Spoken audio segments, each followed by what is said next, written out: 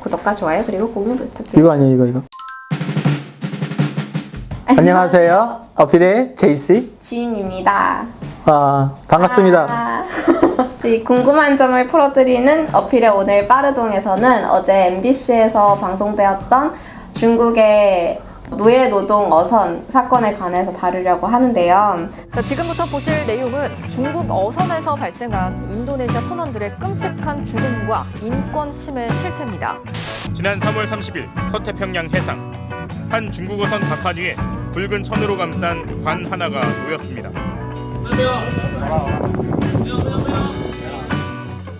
그리고는 관을 들어 그대로 바다에 던져버립니다.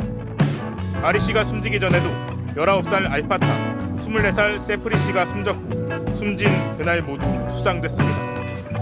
숨진 일부 선원의 서약서에는 사망할 경우 화장한 뒤 본국으로 보내주기로 되어 있었습니다. 전형적인 착취와 또 바다에 묶어두는 그런 장치들이 있는 거예요. 여권이 압수되는 거, 이탈 보증금을 포함한 엄청나게 높은 송출 비용, 이런 것 때문에. 회장님, 그러면 어제 방송에서 인터뷰도 하셨잖아요. 네네. 어떻게 이 사건을 처음 알게 되셨어요? 처음에 저희하고 협력하고 있는 그 한국 어선에서 일하는 인도네시아 선원이 있어요. 선원이면서 동시에 활동가이신 분인데 그분이 연락을 준 거예요.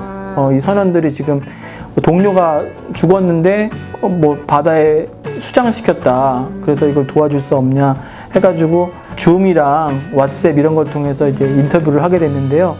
처음에는 사망 사건 얘기만 하다가 점점 이게 그 안에서 벌어진 착취라든지 또 인신매매 요소라든지 또 불법업까지 얘기가 이제 번지면서 이게 저도 굉장히 많이 놀랐어요. 어제 그 방송에서는 사실 그렇게까지 호사님 인터뷰도 사실 그렇게 길게 나오지 않고 해서 저는 좀 아쉬웠는데. 네, 2시간 했는데 몇 분 안 나오더라고요. 왜냐면 거기에 다 담지 못했던 비하인드 스토리나 네. 어선원들의 이야기가 있다면 말씀해 주세요. 네, 그 선원들이 거기서 당했던 착취가 제가 착취 4종 세트라고 부르는데 그런 것들이 또 고스란히 있었어요. 임금이 워낙 낮고 또 차별적이고 그렇게 차별적인 건데도 결국 제대로 받지도 못하고 300달러 월급을 받아야 되는데 그 중에 반은 송출업체가 가져가 버리고요. 그 반은 받아야 되는데 그 반도 거의 못 받은 거예요. 그래서 어떤 선원들은 한 달에 30달러로 4번 정도밖에 못 받은 거예요. 그런 임금의 문제가 있었고요. 그 다음에 노동시간은 막 18시간 6시간만 자고 18시간 일하고 6시간 자고 18시간 일하고 이런 식으로 13개월을 일했던 거예요. 근데 어떨 때는 이틀 동안 한숨도 못 자고 계속 일하는 것도 있고요. 그 다음에 노동 조건도 엄청 열악해가지고요. 화장실 하나로 모든 선원들이 다 같이 쓰고 욕실은 아예 없었던 거예요. 그리고 물도 무슨 생수를 마시고 담수를 마시는 게 아니라 바닷물을 변환시켜가지고 먹었다고 해요. 근데 이게 더 좀 치사한 게 중국인 선원들은 생수를 먹고 욕실을 쓰는데 이제 중국 입장에서는 이주 노동자죠. 이 인도네시아 선원들은 욕실도 못 쓰고 그 다음에 생수도 못 먹는 거죠. 그런 이제 노동 조건과 관련된 그런 이제 착취가 있었고요. 또 폭행도 있어가지고 어떤 사람은 선장한테 거의 매일 맞았다고 해요. 그래서 거의 매일 맞아가지고 뭐 우울증에 걸릴 정도로 그런 이제 상황에 처한 사람이 있었습니다. 그 어제 방송 인터뷰에서도 이거를 인신매매라고 선생님이 말씀하셨잖아요. 근데 이거를 왜 인신매매라고 얘기를 하셨는지 말씀해 주세요.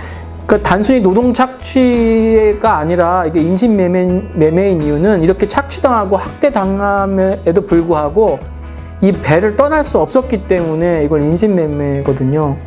근데 이 배를 떠날 수 없는 것도 일종의 4종 세트가 있어요. 뭐냐면 일단은 여권이 다 압수돼요. 배를 타는 순간 여권이 압수돼요. 근데 이제 여권이 있더라도 결국은 이 배를 떠나려면 배가 육지에 있어야 되는 거잖아요. 근데 이 경우에는 배가 한번 출항을 한 다음에 13개월 동안 항구에 한 번도 가지 않은 거예요. 13개월 동안 바다에서만 떠다니면서 일을 한 거예요. 그래서 이런 경우에는 환적을 통해서 뭐 어획물을 넘기거나 또 음식물 같은 걸 공급받거든요.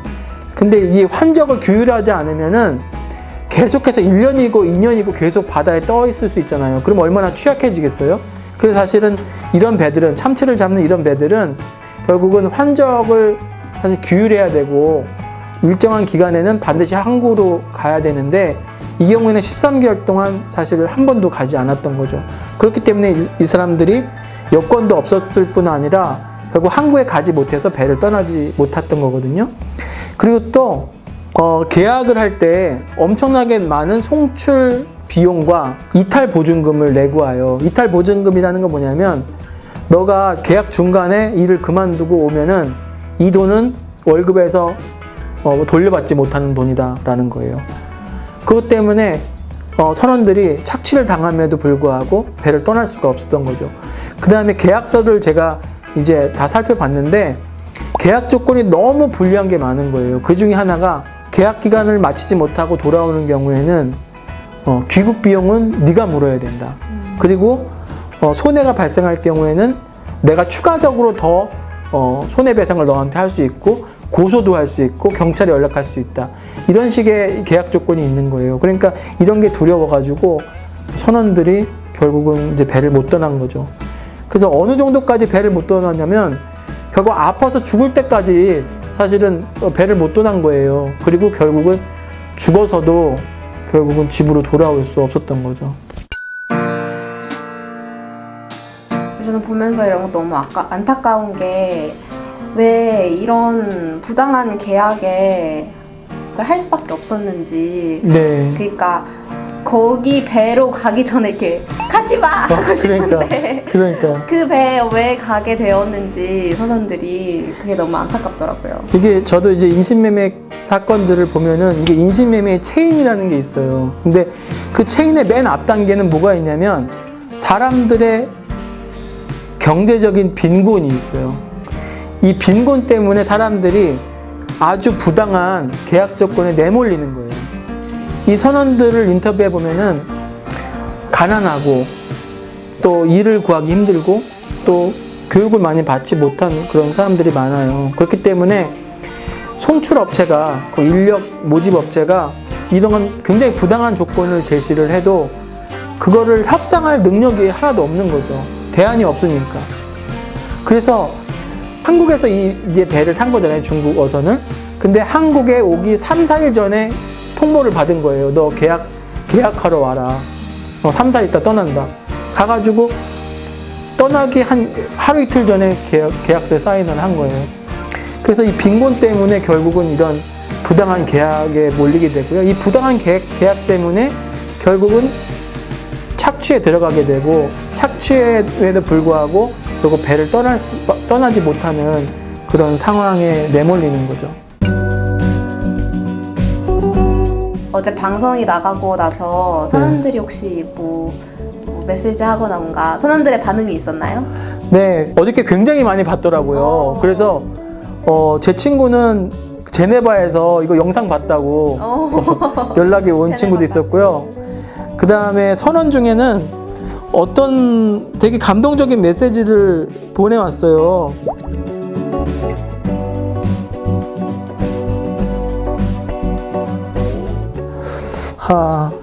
네. 감동이네요. 네.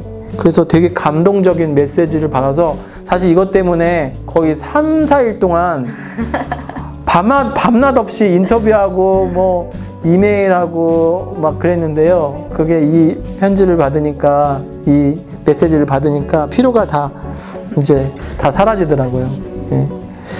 그런데 또 보니까 댓글 같은 거 보니까 이제 댓글에 막 중국 사람들 혐오하는 그런 댓글이 너무 많더라고요. 그래서 사실 그거를 의도했던 건 아닌데, 예.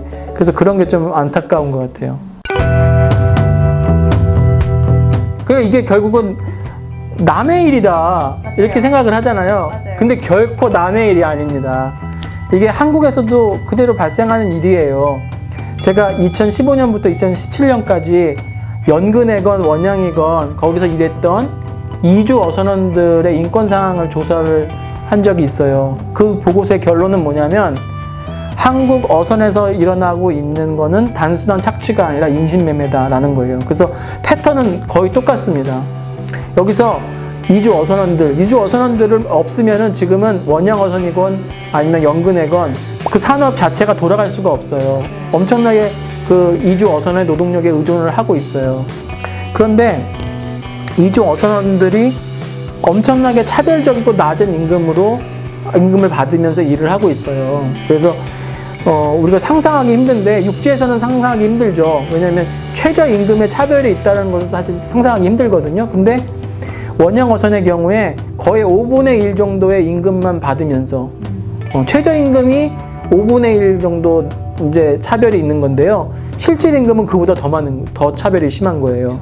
그래서 원양의 경우에는 한 500달러 정도 받으면서 일을 하는데요. 여기도 막 18시간씩 일을 하는 건 마찬가지예요.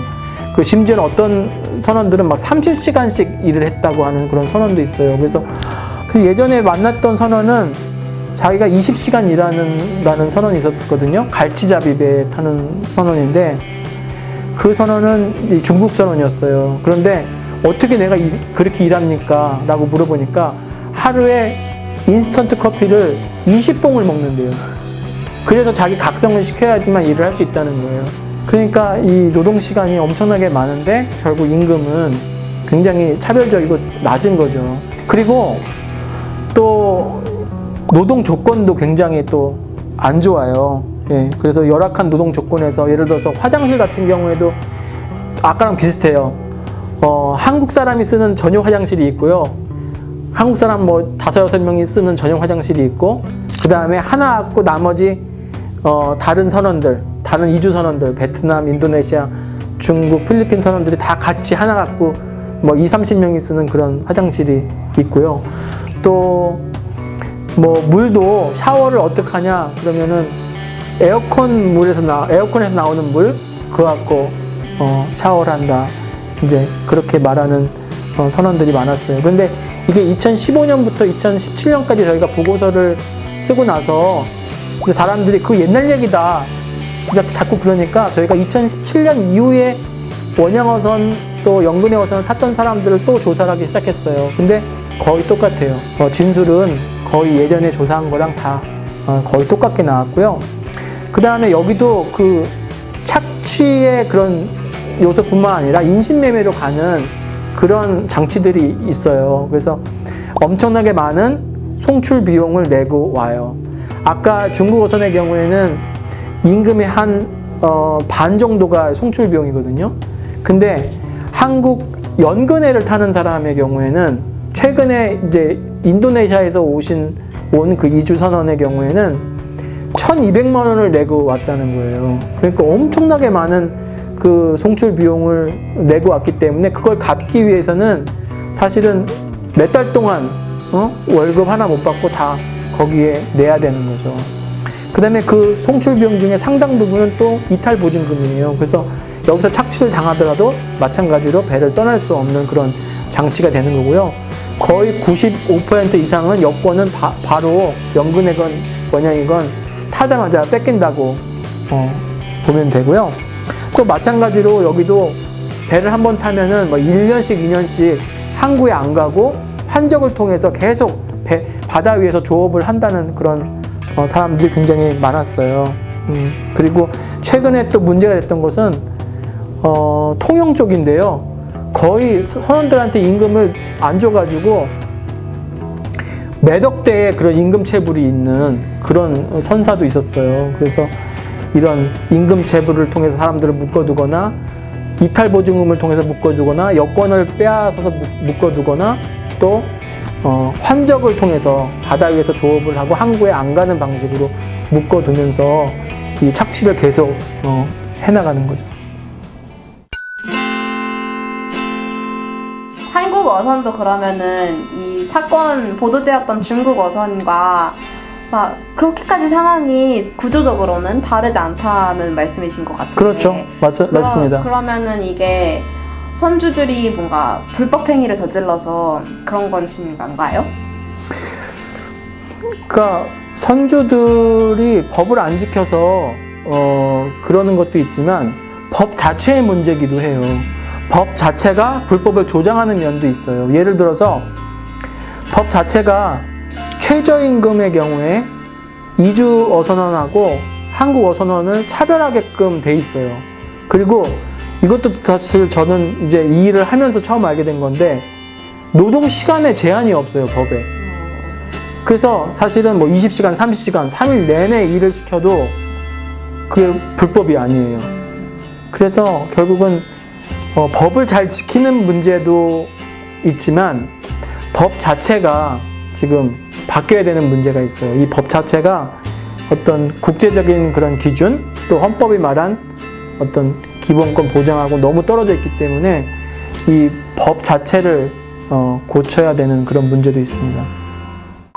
오늘은 여기까지. 여기까지. 오늘은 여기까지. 네네. 근데 우리가 이것만 하고 끝낼 건 아니죠. 우리 다음 시리즈로 또 있죠. 그렇죠. 한국 어선에서의 이주어선원 착취 및 인신매매 이야기를 더 나눠볼 거고요. 그러면 어필 빠르송 재미있게 보셨나요?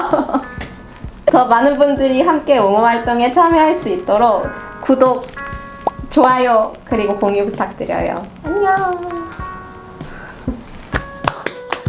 감사합니다.